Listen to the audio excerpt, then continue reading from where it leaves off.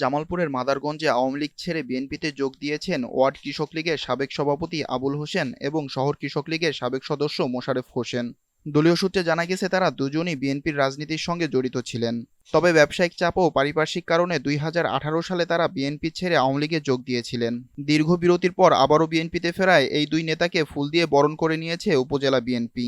আমি দীর্ঘদিন ধরে বিএনপি রাজনীতি করছি। তারপরে আমি ইউনিয়ন বিএনপির সহসভাপতি ছিলাম এবং পৌর বিএনপির সমাজ কল্যাণ বিষয়ক সম্পাদক ছিলাম। ২০১৮ সালে আমি বালুদির বাজারে ব্যবসা করি। তারা বণিক সমিতির মাধ্যমে বণিক সমিতির মিটিংয়ে আমাকে ডাকি নিয়ে যায়। তারা আমাকে আওয়ামী লীগ টনে একটা পদ দিছিল, আওয়ামী লীগের সদস্য বানিয়ে ৫ নং ওয়ার্ড আওয়ামী লীগের কৃষক লীগের সভাপতি বানিয়েছিল। আমি সেই দলের কার্যক্রম না চালানোর কারণে আমার সভাপতি বাদ দিয়ে পুনরায় তারা আরেকজনের সাবেক সভাপতি ছিল তাকে দিয়ে দিছি। আমি তখন ধরে মিছিল মিটিংয়ে যাই নাই। এখন আমি আগেও বিএনপি করছি, আমি বিএনপি পরিবারের লোক। আমি আবার দলে ফিরে আসছি, আমি বিএনপি করব।